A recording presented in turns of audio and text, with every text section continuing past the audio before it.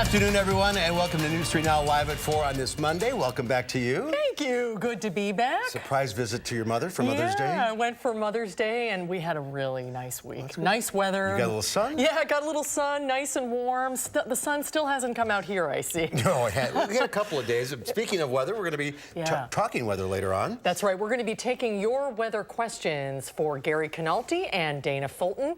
Weather is on the forefront of everybody's mind right now. Huge severe weather day down south. Yes. So we'll be taking your calls. We'll let you know when to call in. But first, here's what's making news on this Monday. Firefighters from around the state gather in Appleton to honor one of their own who was killed in the line of duty. Eric Franke and Danica Lewis will have reports. And thanks to Danica, by the way, for filling in for me last week. As the Wisconsin legislature considers strict abortion laws, the issue may play a big role in the 2020 national elections. And a man attempts to scale the Eiffel Tower, bringing activities at one of the world's iconic landmarks to a halt. Let's take a look outside today. The sun was trying to break through. This must have been a little bit earlier. That's a pretty shot. Yeah, it is. The weather words for today: enjoy the rain break. Apparently, it's not going to rain for a little bit. Dana is in the backyard with the patio. How long do we have some dry weather for? A little bit, I think, is the correct term to use for us. Of course, today we've been pretty quiet. Unfortunately, just a little cloudy outside. Looking at our visible cloud track, we had some moments there with the sun just barely poking on through. We may get a little more sunshine later on this evening. Right now, of course, I can see some blue sky, but there are also a lot of clouds in the sky for us right now. Our Doppler track is quiet. We don't have any showers creeping in for us overnight, but as we head into later on Tuesday, that rain is going to creep right back in for us. It's 56 currently in Madison. Same goes for Rockford, about 55 in Dubuque, so everyone's sitting in the same bucket. We don't have any front sliding on through. Yesterday, though, we did have a front crossing through, and that's why our temperatures, compared to 24 hours ago, very, very different depending on what corner of the state you're at. About a 10-degree difference for La Crosse. It's 10 degrees warmer, but in Janesville, it's about 9 degrees cooler compared to where we were at yesterday. Our breeze coming from the north, it's pretty calm, anywhere from about 6 to 12 miles per hour for the rest of the evening. Temperatures, of course, are going to fall for us over the next several hours. We'll be close to about 51 by 10 o'clock. Overnight lows will be in the 40s. And then again, that rain chance creeping back in later in the day on Tuesday. But we'll take a look at that rain chance and a few more rain chances before the end of the week in just a few minutes. Right now, we do want to take a look at the roads. Here's the Beltline at Park Street. Some good news. Both east and westbound seem to be pretty quiet right now. That accident that you can see there, the little triangle popping up for us just near the park exit, it's actually causing delays eastbound, but it's not blocking any lanes right now. It's actually just blocking the shoulder. McKee Road and they're towards Verona, seeing some delays on 151. Around Verona, we've got some stop-and-go spots, but no accidents in the Verona area. Janesville actually looks pretty calm right now. 28 minutes from Janesville to the Beltline, 18 minutes from Sauk City to Middleton, so just a minute or two longer than usual. And then Sun Prairie to downtown should be a quick 16-minute drive for you this evening. That's a quick look at traffic. As far as the rest of the week is concerned, again, you won't need the windshield wiper blades for your ride home this evening, but you might need it for a few more evening commutes before the week wraps up. All right, we'll see you in a few minutes. Thank you, Dana. Thank you, Dana. First at 4, Wisconsinites line a funeral procession for a fallen firefighter. Mitchell Lundgaard was shot and killed last Wednesday while responding to a medical emergency at a bus transit center in Appleton. Eric Franke joining us now with more details on today's memorial service. Eric? Mark and Susan Lundgaard was posthumously promoted to driver engineer since his death last week. He was shot and killed while providing medical care to Reuben Houston of Wausau. Before police say Houston started to walk away, he then pulled out a handgun and exchanged gunfire with officers. Houston and Lundgaard both died. An Appleton officer and a female bystander were injured but did survive. First responders invited the public to line the procession route this afternoon as it left an Appleton funeral home. An engine carrying his body arrived at Appleton Alliance Church in Grand Chute at about 1:45. A procession is also set to leave that church and then return to the funeral chapel after a private 6 p.m. funeral service this evening. Lundgaard was just 36 years old. He had served 14 years with the Appleton Fire Department. He is survived by his wife, Lindsay, and 3 children, ages 9, 7, and 4. Very sad. Thank you, Eric. You're welcome. A group of firefighters from our area made the trek up to Appleton, not to attend Lundgaard's funeral, but to help a station they once called home. Our Danica Lewis followed those first responders north, and she joins us live from Appleton. Danica? Well, Susan and Mark, you just saw some of that procession video, and that actually happened right in front of this building here. We are hearing some of the alarms go off at the station right now. Been a pretty quiet day up till now, but this is where 5 firefighters from Madison have spent their day in hopes of giving Appleton folks a chance to pay their respects. Lieutenant Casey he is here today as well. He is Primusburger, excuse me. He started his career at this very place that he's stationed today. He worked for the Appleton Force back in 2000. In fact, all of the first responders who made it up from Madison got their start right here. As soon as we heard that we were going to be staffing a rig for the day, we talked to the other 4 guys, and something we jumped on right away.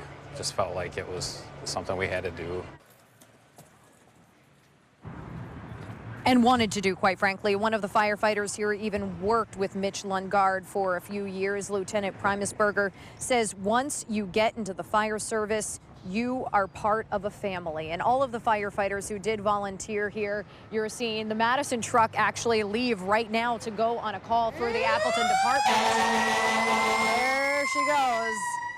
And all of this, again, is giving the Appleton folks a chance to say goodbye to their friend. We're going to hear more about all of these 7 or so departments that came out here to help later on today at 5. It is a tight-knit group indeed. Danica Lewis reporting live from Appleton. Thank you. Thank you, Danica. President Trump issued a stark warning to Iran over the weekend. He tweeted, "If Iran wants to fight, that will be the official end of Iran.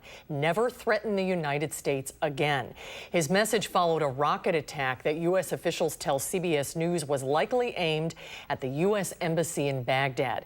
The State Department pulled non-essential personnel out of the embassy last week amid reports that Iranian-backed elements may target Americans. The debate over the Supreme Court's landmark 1973 Roe v. Wade decision legalizing abortion has picked up steam after Alabama passed a law nearly banning it. The outcry against the law has some 2020 Democrats seizing on abortion as a campaign issue, while some Republicans, including President Trump, appear to distance themselves. Natalie Brand has more. These laws are dangerous. This is nothing short of an all-out assault on women's reproductive freedom. Abortion is now front and center on the 2020 campaign trail after Alabama passed a controversial law nearly banning it, even in cases of rape and incest. The new law sparked statewide protests over the weekend, and President Trump appeared to distance himself from it, tweeting, "I am strongly pro-life, with the 3 exceptions: rape, incest, and protecting the life of the mother." This is really going to be very galvanizing for the left. George Washington University law professor Sonia Suter says the issue could energize Democrats heading into 2020. I think it's part of a concern about health care generally, but I think it's also a really strong concern about women's autonomy and equality in the workplace and society. Some Republican lawmakers have also begun to distance themselves from the Alabama law. Most of the laws are not as extreme as Alabama's. Alabama seems to have gone further than any other state. In fact, several states with Republican-controlled legislatures and Republican governors have passed less restrictive abortion bills, and other states are debating the issue. It's seen as an effort to challenge Roe v. Wade in the U.S. Supreme Court.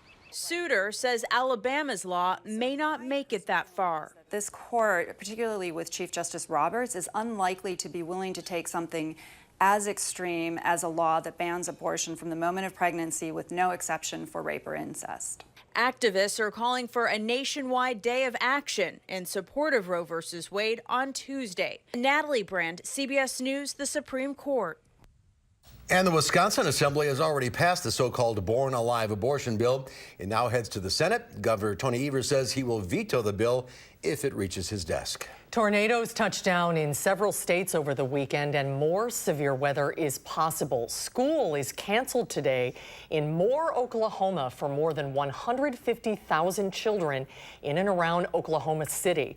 Mickey Davis says the Moore School District is making the right decision to keep kids home today. 6 years ago, her son Kyle was taking cover with his classmates at Plaza Towers Elementary School when a tornado came through and the wall of his building fell on top of him. I am very, very proud of Moore Public Schools for closing school tomorrow, knowing that you may have to go through it again. I mean, not only did I lose him, but we lost our house, and tomorrow with it being like this, it's very nerve-wracking. Storm chasers came dangerously close to disaster in Kansas on Friday. The storm's massive funnel passed right in front of their vehicle. Fortunately, no one was hurt. Mickey and other parents fought so that new schools built in Moore, Oklahoma, would be built with storm shelters. The Eiffel Tower was evacuated and surrounding streets locked down this afternoon after a man was spotted scaling the upper heights of the monument. A spokeswoman for the tower's operator said the man had entered the tower normally and started to climb once he was on the second floor. So far, police have established contact with the man, but at last report, he was still there. The operators say the tower, one of the world's most recognizable landmarks, will be closed until further notice, and that is not good news for some tourists who are stuck at the top of the tower. Oh, no. Yeah. So is that still going on right now? You know, it's a great view, but it gets That's true. not that great. Still to come tonight at 4, grab your tissues. Our Will Loper is in next. He'll tell us what he thinks of the new movie, A Dog's Journey. That's when we come back.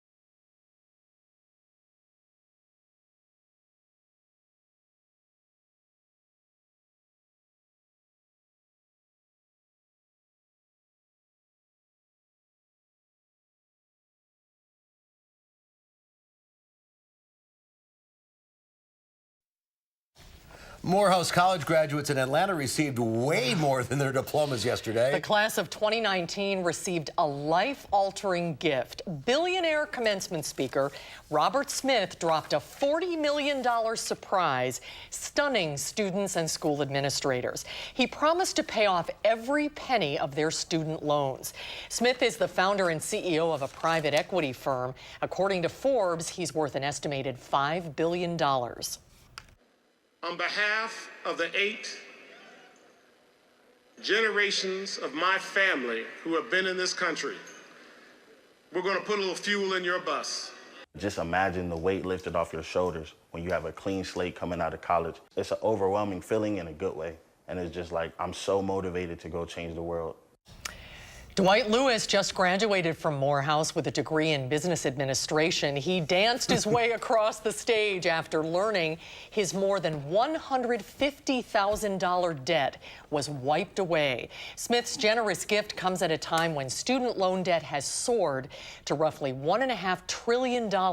The average student loan debt today is more than $33,000. Congratulations. And he has an amazing story. He grew up in Compton and was almost homeless. He's the wealthiest African-American in the country. The commencement speaker, wow. Paying it forward. Way to do something good. Well, the stock market fell today as the White House blacklisted the Chinese tech company Huawei. The Dow Industrials lost 84 points, closing at 25,679. The tech-heavy NASDAQ plunged 113 points. The S&P 500 was off 19.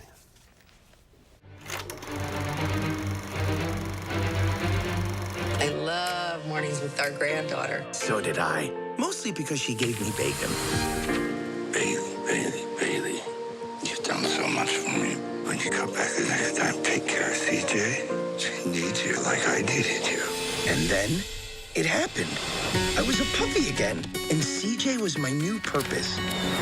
She was a gigantic baby now. Well, that was a clip from A Dog's Journey, one of the newest movies to hit theaters. Should you make the journey to the theater to see it? Here to let us know what he thinks is our film critic, Will Loper. Hi, Will. Hi there. I'm still not over the first one. I was going to say, are you steeled and emotionally ready for this, Mark? I don't know. I don't know either. Because, you know, I think they might have made a mistake in titling this movie. It really should have been called Waterworks, the movie, because you need to be prepared to cry your eyes out at the movie that showcases the bond between dog and human. So Josh Gad returns from the first film, A Dog's Purpose, to once again voice Bailey, or more accurately, a sort of dog spirit who keeps coming back in the form of new dogs. Well, unfortunately, that does mean, much like the first movie, we must experience the passing of no less than 4 dogs over the course of the movie's runtime. Now, some may ask, like myself, why any dog lover would want to put themselves through such an ordeal. But even I had to admit the movie managed to get the old tear ducts working.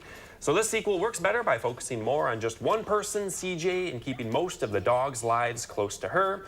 There are a couple really cliche characters, including CJ's mom, who might as well be a villainous stepmom out of a Disney movie. But as far as being a celebration of people and their pets, it's a movie that succeeds. Just make sure your theater is handing out buckets for all your tears before you go in. Why would you want to put yourself through this? Well, you tell me, Mark. You went through the first film. Yes, I did. So this one focuses more on the one girl and the different dogs in her life as opposed to the other film, which the dogs going to different people. Yes, several different owners. And I really liked how this one was CJ and this one dog and how he wanted to really protect and be near her through all his lives. And it really was felt more like his purpose. Get ready for a good cry. Yes, everybody was sniffling in my theater. It was. Does it jump off of Dennis Quaid's back again? It does indeed. It has to. That's what got me. It gets every time. All right, what's the rating? I gave this one 3.6 doggy tissue boxes out of 5. So not bad. Not bad. All right, just be prepared. Yes. All right, up next, John Wick, Chapter 3, Parabellum.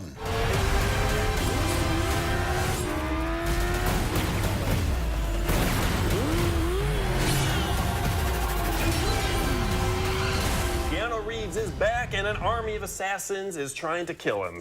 He runs and fights back with whatever he can.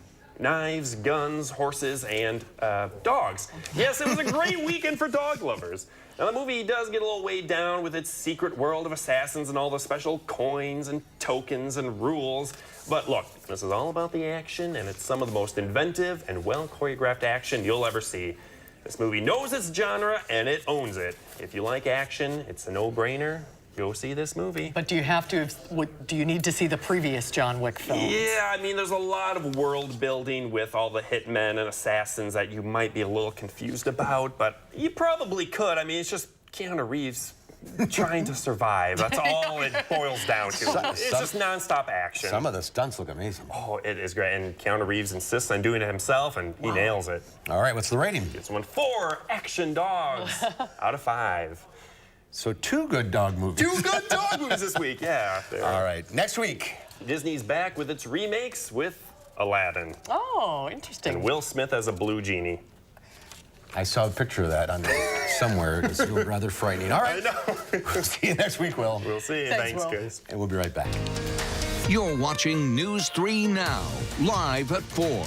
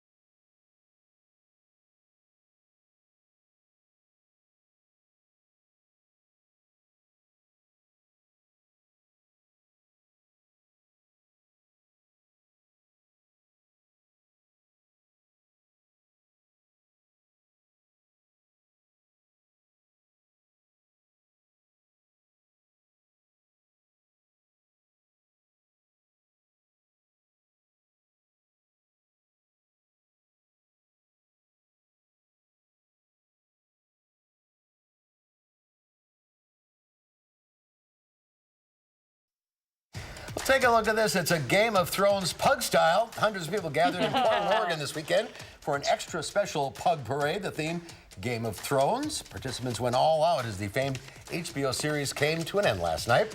The event was a fundraiser organized by the Oregon Humane Society. Oh, I love pugs. That's so cute.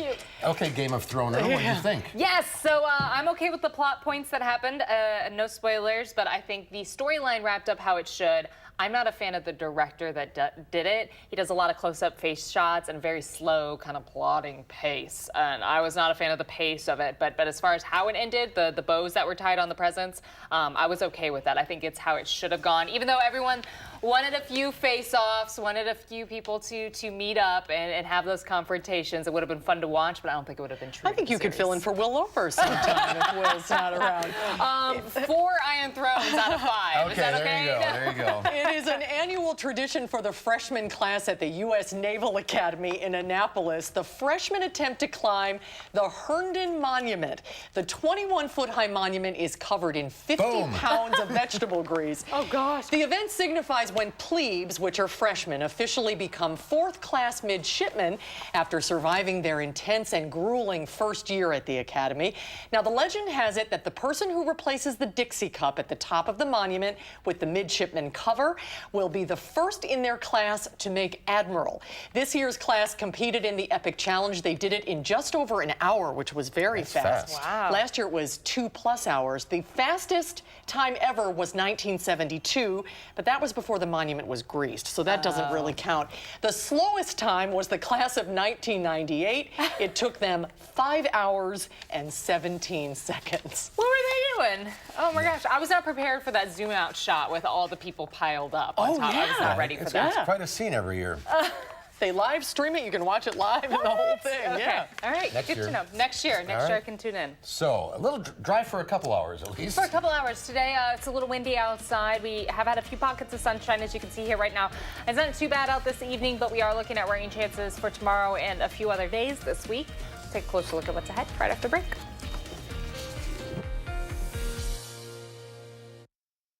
The link.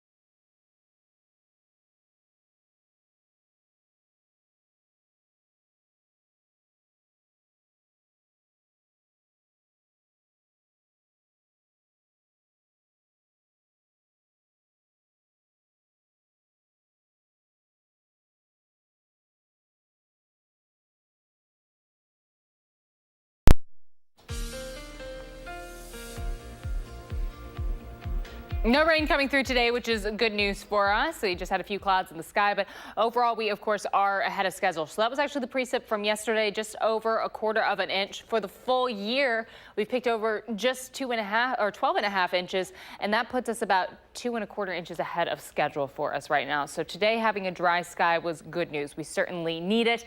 And I'd like to get a little bit of a break of the rain just to let things dry up a little bit for us. Today only hitting a high of 56. That's well below average. We should have been at 70. Started the morning off just a little cooler than average. Also, it's 56 outside, but it feels just a little cooler because of that breeze coming through for us right now. There's actually a wind chill to factor in even this late in May. Our Doppler track is quiet. We're not looking at any storms coming through for us to the south, though. Our friends in Texas and Oklahoma dealing with a very unstable situation right now. They are expecting very severe storms throughout the rest of the afternoon and evening. Right now, they're even under some active weather. High pressure for us, but this area of low pressure and a moving warm front that's lifting over Oklahoma and Kansas right now, driving those storms on through. It's going to slowly and steadily lift northeast, and as it does move northeast, those storms will start to drive into the Midwest. Now, we are not expecting nearly as severe of a situation as what they're dealing with right now. Just some showers starting to enter into the southwest corner of the state by tomorrow evening, but we aren't going to stay quiet anymore. The rain will return for us. Overnight, we steadily become mostly cloudy. Tomorrow, looking at a mostly cloudy sky with a chance for showers and a few isolated thunderstorms developing later in the day, again, especially towards the southwest corner. Wednesday, we have the chance for a few showers early in the morning and then another chance for some light rainfall later on in the evening and overnight heading into Thursday. As far as that rainfall totals, what we could see add up through Tuesday night and into Wednesday morning, just over a quarter of an inch for us in Madison, right around 3/10 of an inch, actually closer to a half of an inch in Dubuque, and up to about 3/4 of an inch possible around La Crosse. But notice those heavier rainfall totals will be to the west and south. We aren't expecting too much accumulation for us in southern Wisconsin. Again, that's some good news for us right now. We're well ahead of schedule, and it'll be nice just to have a little bit of a break, or at least some lighter showers coming through. We'll see some cloud coverage, of course, overnight. Temperatures will fall to the mid to low 40s for overnight lows. Early in the day, the showers will be in northern Illinois and into Iowa. They'll start to lift up in the afternoon, and then we have the chance later in the day to see some thunderstorms, especially along that southwest corner of the state. Overall, though, staying mostly cloudy throughout the entire day, even as the showers might come to a little bit of a break. Don't plan on seeing much sunshine sliding through. We continue to see showers and thunderstorms overnight into Wednesday morning, and then by Wednesday morning for your drive into work, we may have a few isolated shower spots still lingering, but otherwise just mostly cloudy outside. Temperatures by Wednesday will be a little more mild in the afternoon as our wind direction shifts, becomes a little more southerly, and it helps our temperatures climb for the end of the week. We'll be in the mid to upper 70s by Wednesday. So overnight tonight, we're going to fall again to the mid to low 40s under a partly cloudy sky, but it's going to be a little more seasonable outside. Temperatures a little closer to average compared to what we felt to overnight, or at least early this morning. Tomorrow, planning on another cool day with some scattered showers and thunderstorms possible. Temperatures will be back in the mid to upper 50s for afternoon highs, with that breeze coming from the east about 15 to 25 miles per hour. So another very windy day expected for tomorrow. I know today we've had some wind gusts get close to 30 miles per hour, and it's a possibility to see those strong wind gusts yet again, as our sustained wind speeds will be from 15 to 25. Cool for Tuesday, well below average, and then Wednesday, again, as those wind directions shift for us, there's a little warmer air in place, and we're going to watch our temperatures climb above average. It'll be a little mild, actually, by Wednesday and Thursday. In the upper 70s on Wednesday, with a slight chance for those showers early in the morning, and then again late at night. By Thursday, we're in the low 80s, and Friday back to the upper 70s for a shower and thunderstorm chances expected for Thursday and Friday. And that leads us to a partly sunny Saturday, so we get the sun back again, and temperatures will stay in the mid 70s. So it'll be nice for Wednesday and Saturday to enjoy some nice temperatures and a little bit of sunshine, because it seems to like we get one but not the other. Right. A lot of rain on that forecast. A lot of rain on that forecast again, and we are about 2.33 inches, or 2 3/10 of an inch ahead of schedule. Not good for the farmers. Not at all right now. All right. Thank you. Thanks, Dan. A new proposal working its way through New York State is taking aim at people who walk and text. Under the plan, so-called cell phone zombies could be fined for distracted walking. Hillary Lane explains. In the Big Apple, so-called cell phone zombies are everywhere. Instagram, Snapchat, photography, all that. Texting and crossing city streets, even during rush hour. You need to be aware of your surroundings, and they're not. But a new bill, sponsored by New York State Assemblyman Felix Ortiz and New York State Senator John Liu, could make that a crime. We're just saying, just wait the 5 seconds until you get to the other side of the street and then start texting again. The measure would apply to all portable electronic devices, including smartphones, laptops, and gaming devices. Those making calls to a doctor or 911 would be exempt. The proposal would hit first-time offenders with a ticket of up to $150 for distracted walking. Repeat offenders could face up to $250 in penalties. Last year, Honolulu became the first major city to target distracted walkers with fines. Similar efforts introduced in Arkansas, Illinois, and Nevada have failed. The goal is simple. It's to keep people safe. State Senator Liu hopes New York will follow Hawaii's lead and make people pay more attention while crossing the road. Hillary Lane, CBS News, New York. And according to a Governor's Highway Safety Association report, nearly 6,000 pedestrians were struck and killed by motor vehicles in 2017. It's unclear how many of those deaths were a result of distracted walking. Cell phone zombies is a good way to describe it. That's happened to me. Somebody's walked right into the back of me one time. I was waiting at an intersection on State Street on the Capitol Square looking at their phones. Good thing they didn't have a cup of coffee in their hand or something. Just wait. All right, there's more to come at 4. Scientists are actually studying whale snot. Why, you ask? Global warming. We're out with researchers catching whale snot for science. I'm Tom Hansen in Gloucester, Massachusetts. I'll explain what they're hoping to learn. Summer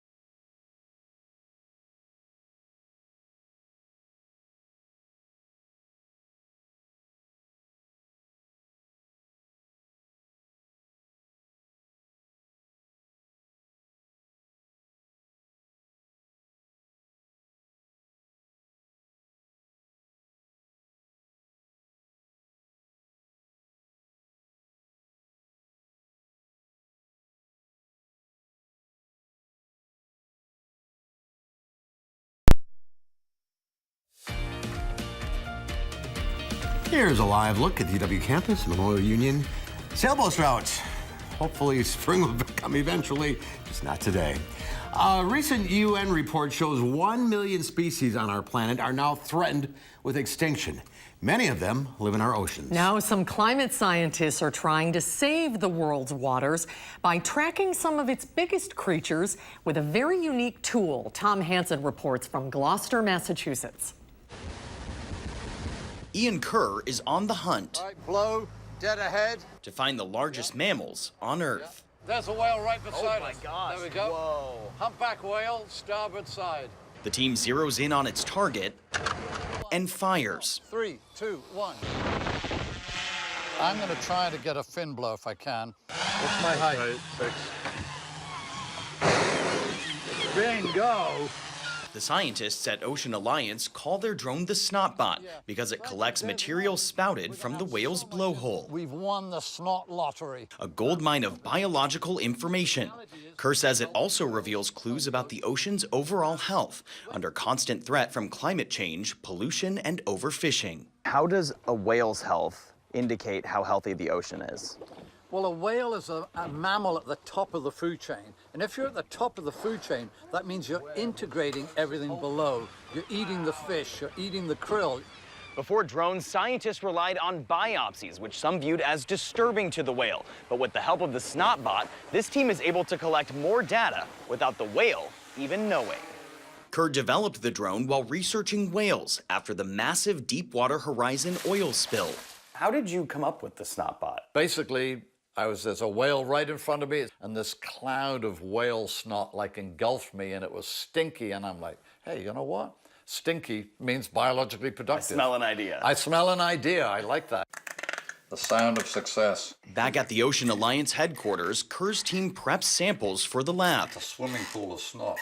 Just one drop can yield spreadsheets of information, from gender to pregnancy to stress. Does it look healthy? Does it look skinny? And then we're getting the DNA, microbiomes, and hormones.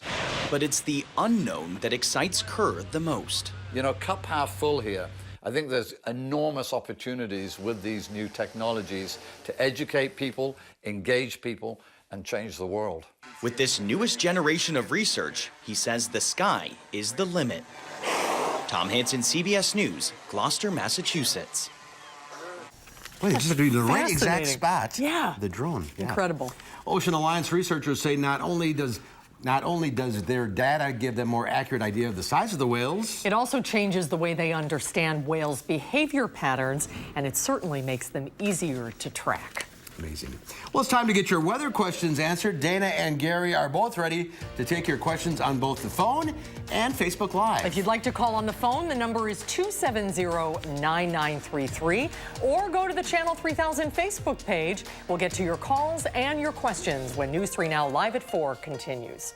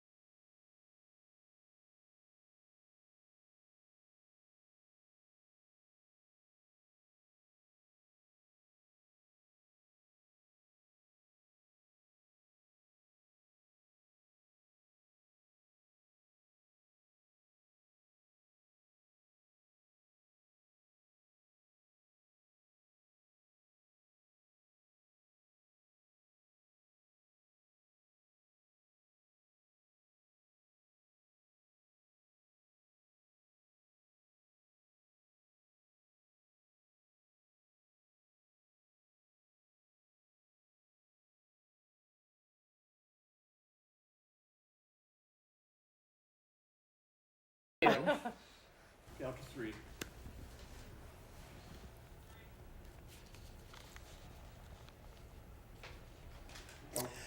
Well, severe weather continues to hit the south. We have some live pictures, or we don't. Here we go. These are live pictures from Oklahoma.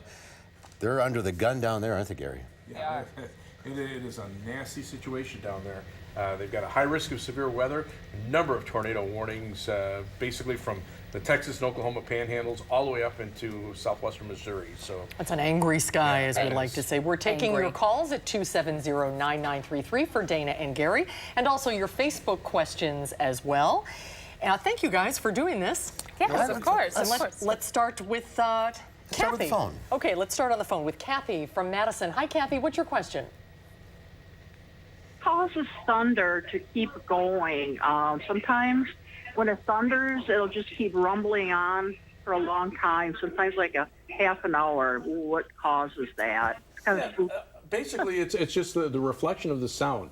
If you're very close to where the lightning is, you'll see, you get a flash of lightning, you'll hear the crack almost immediately, and it's just a very quick, loud crack. Whereas if the lightning is some distance away, that sound can bounce off of buildings, it can bounce off of hills, and so you hear it at different times, and it's kind of like an echo, and it just kind of builds on itself. So sometimes that thunder can go on and on.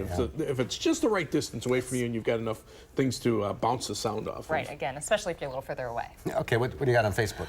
We did have a few questions on Facebook. Of course, somebody asking about July temperatures and the long-range outlook, especially with Lake Michigan. Now, we are at the middle of May right now, so to talk about July is a little far out for us. Yeah, it's very, especially when it comes to things like precipitation. You could have a couple of big days of thunderstorm activity and get, a lot of your rain for 1 month in a couple of days during the summertime period. The long-term outlook from the Climate Prediction Center was calling for about equal chances of above orbital normal precipitation.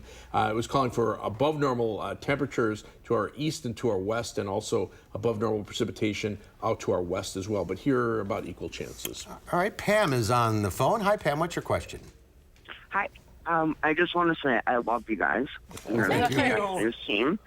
And I just had a question. Lately, it seems like your 10-day forecasting hasn't quite been as good as it's been in the past. And I was just curious. I know you guys look at all those different maps and models. Stuff. Yes. Just curious why that has been so crazy lately. The easy answer is this is the time of year where it's very difficult to forecast weather, even in the short period over the next couple of days. So a lot of times what happens farther on down the road has an influence on what has been happening recently. So especially early in the spring where we had snow on the ground that affected temperatures later on. So this is the time of year where the weather is very variable, and so things can change a lot more quickly than they do like during the winter when things are generally cold and it's just a matter of timing a big storm system, or during the middle of the summer where there's not much going on, and we might be stuck underneath a pattern where we're not expecting rain, or just some pop-up thunderstorms on a daily basis. And 10 days can be a long way out, especially this time of year. A long way out. There's a lot going on. There's a lot of opportunity for change and variables in there. But that's one of the things, we've done a 10-day forecast now for about a year and a half, and people really like that. So,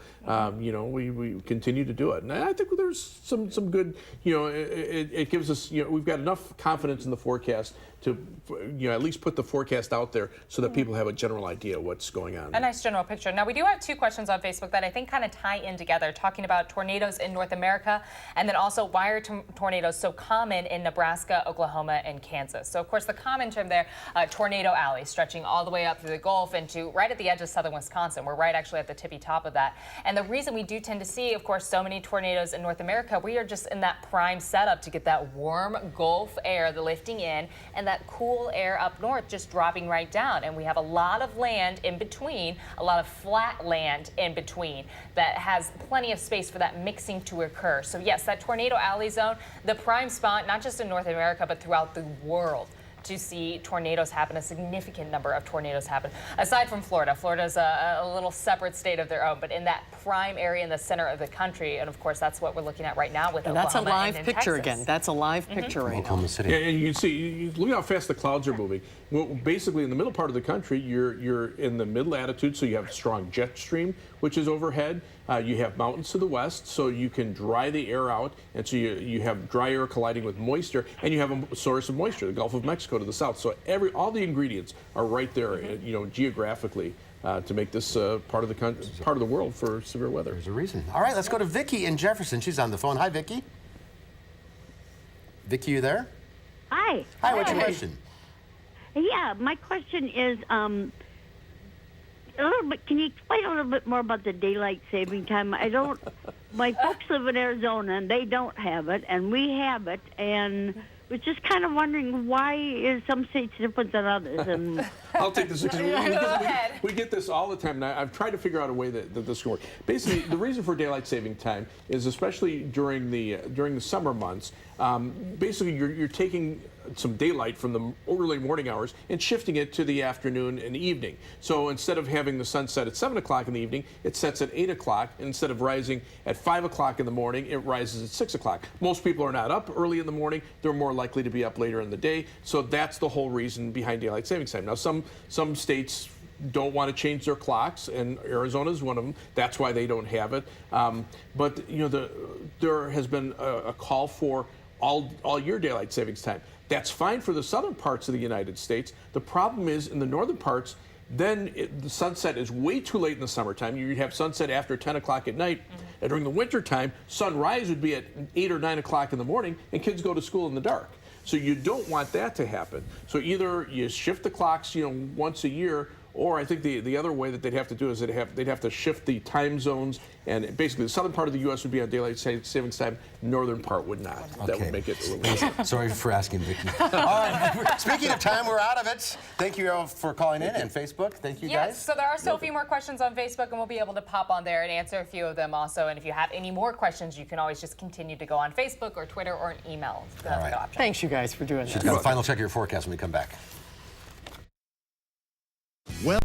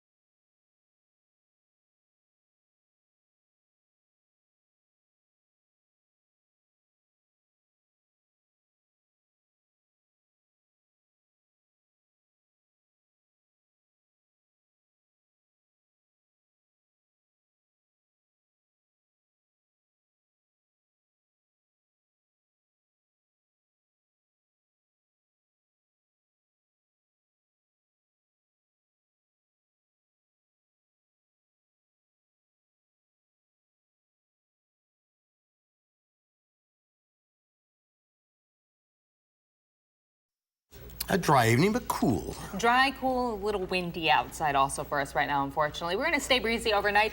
Looking at our visible cloud track, of course, it's been mostly cloudy today, but we have had a few little pockets of sun. We may see a few more by sunset. Here's my advice. With a few clouds in the sky, sunset should be really pretty outside. Doppler track is quiet. We have some showers starting to creep in tomorrow. Temperature-wise, at 56 right now in Madison. That's our high for the day. And, of course, through the next several hours, we are just going to fall overnight into the middle to lower 40s for overnight lows. All right, we'll be right back.